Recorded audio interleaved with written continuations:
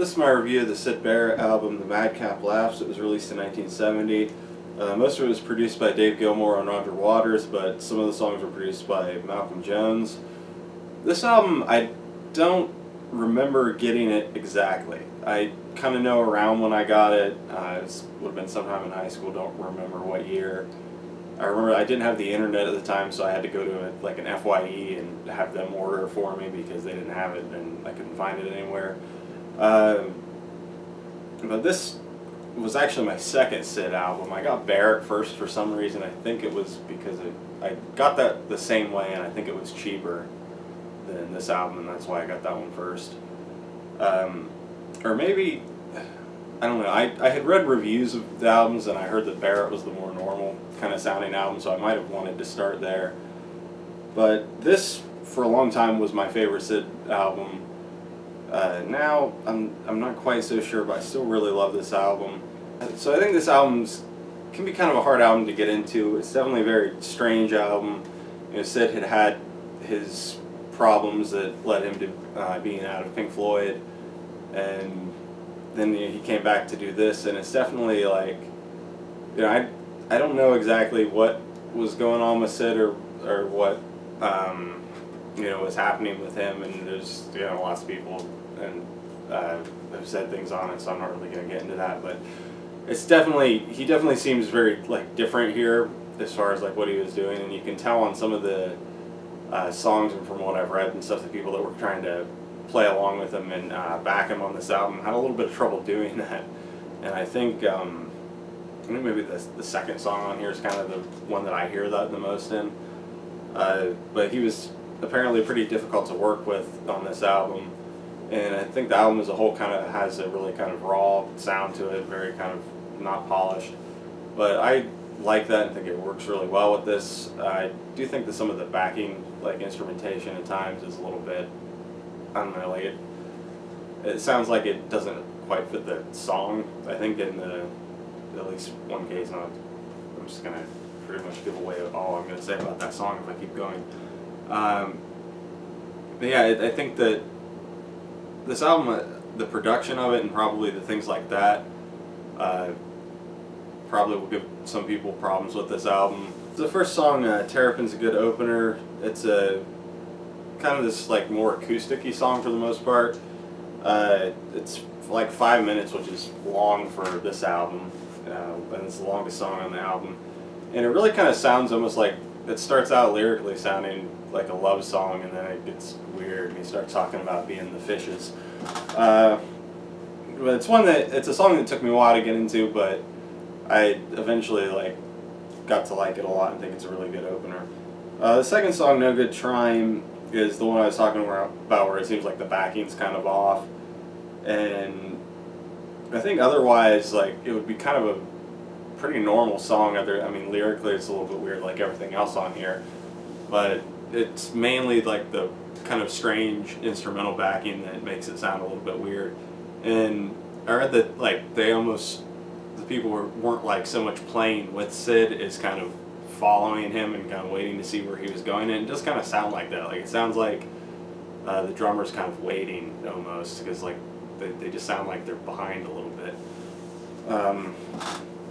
The third song, Love You, kind of a fun song, I think, that shows kind of Sid's kind of just weird vocal melodies, and kind of the way, I don't know, the way he sings is really different, and the way he like uses words and stuff.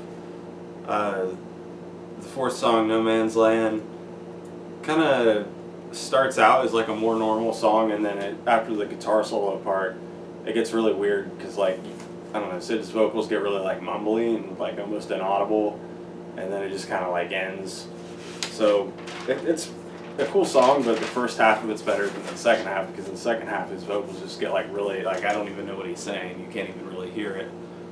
The fifth song, Dark Globe, one of my favorites on the albums.